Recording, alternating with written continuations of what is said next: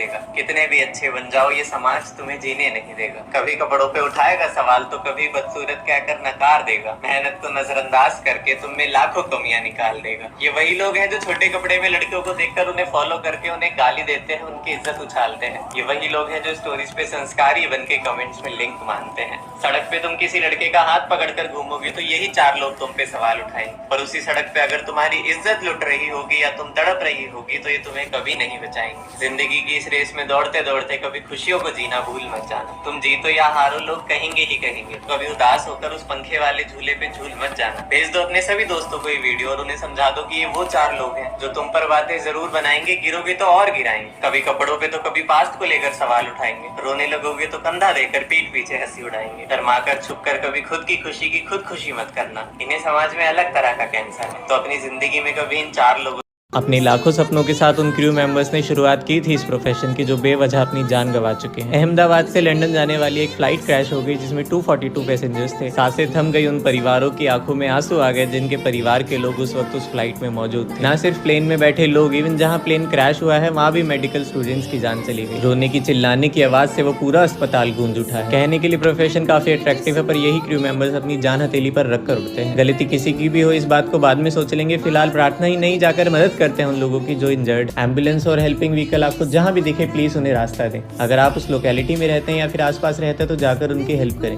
वहां blood donation camp लगाए जा रहे हैं। अगर आपकी वजह से एक भी इंसान की जान बचती है तो इंसानियत आपको हमेशा याद रखेगी। चलो मिलकर प्रार्थना करते हैं, जो चले गए उन्हें तो हम नहीं बचा सके, पर जो इंजर्ड है वो सेफ रहे। ये इन्फॉर्मेशन और ये वीडियो अपने सभी दोस्तों को शेयर जरूर करें। 4 दोस्त मिलकर खुदाई कर रहे थे।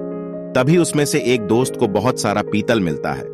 उसे पाकर वो बहुत ज्यादा खुश होता है और अपने घर चला जाता है। लेकिन बाकी के तीनों दोस्त खुदाई करते रहते हैं तो एक दोस्त को बहुत सारी चांदी मिलती है। फिर वो भी अपने घर चला जाता है। लेकिन बाकी के 2 दोस्त भी खुदाई करते रहते हैं। उसमें से एक दोस्त को बहुत सारा सोना मिलता है, जिसे देखकर वो बहुत ज्यादा खुश होता है और पहले दोस्त से कहता है कि तुम मेरे घर चलो, इसमें से हम आधा आधा सोना बांट लेंगे। लेकिन पहला दोस्त बहुत ज्यादा कंजूस था। वो उससे बोलता है कि मैं यहां से हीरे निकाल कर दिखलाऊंगा और अपनी खुदाई चालू कर देता है। क्या ये हीरे निकाल पाएगा? वो जानने से पहले, अगर नदी में हमारे देश का प्यारा तिरंगा और पैसा डूब रहा हो तो आप सबसे पहले किसे बचाओगे? अगर आप हमारे देश के प्यारे तिरंगे को बचाओगे तो इस वीडियो को 1 लाइक करके चैनल को सब्सक्राइब कर देना और कमेंट बॉक्स में अपना देश का तिरंगा लहरा देना। बहुत देर खुदाई करने के बाद एक इंडियन लड़का अमेरिका गया, उसको जॉब नहीं मिली तो उसने क्लिनिक खोला और बाहर लिखा 300 रुपए में इलाज कराएं। इलाज नहीं हुआ तो 1000 रुपए वापस।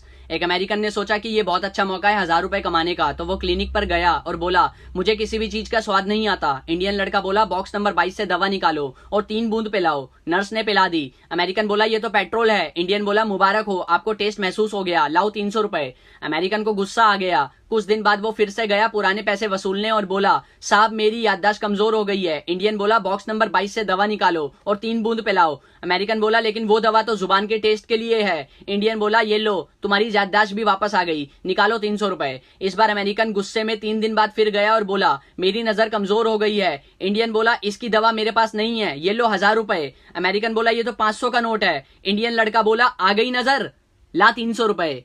ईस्ट और west, India is the best.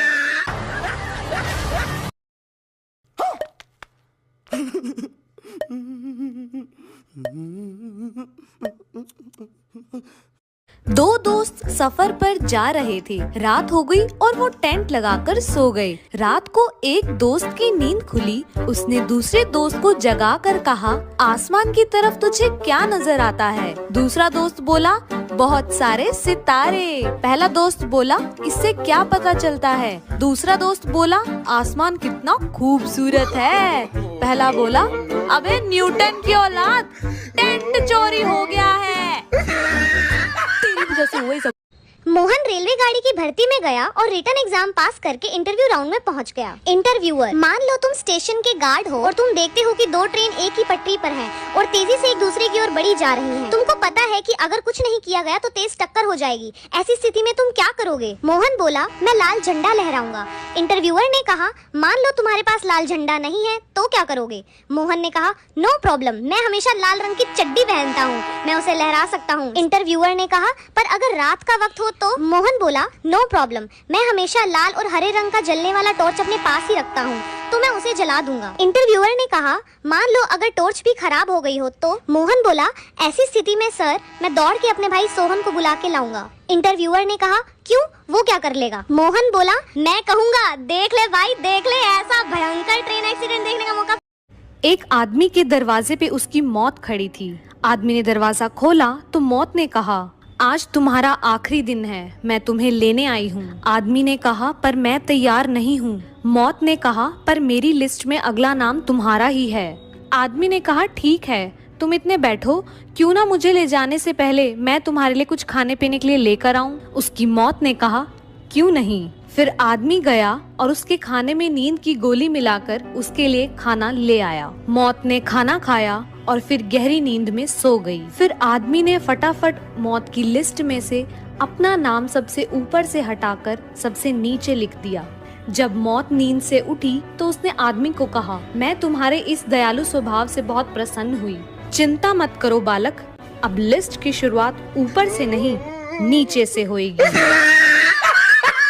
एक लड़की थी दीवानी सी, हमेशा मुस्कुराती थी, सबसे प्यार से बात करना, सबको दोस्त बनाती थी, एग्जाम में आंसर्स बताती थी, अपना लंच सबको खिलाती थी, प्यार मोहब्बत की बातों से शर्मा जाती थी, कोई लड़का प्रपोज करे तो भाग जाती थी, पढ़ने में भी अच्छी थी, पर सच कहूँ तो दिमाग से थोड़ी बच्ची थी, जल्दी से किसी के इरादों को जान नहीं पाती थी, घर के कपड़ों में तो पहचान में ही नहीं आती थी, बिल्कुल अप्सरा लगती थी जब जब उसकी जुल्फे उसके चेहरे के आगे आती थी। समाज की बंदिशों से दूर वो अपनी जिंदगी के रूल्स खुद बनाती थी। प्यार को भी प्यार हो जाए इतनी प्यारी लगती थी, चेहरा इतना खूबसूरत, दिल इतना साफ, बिल्कुल शहजादी लगती थी। स्कूल से घर, घर से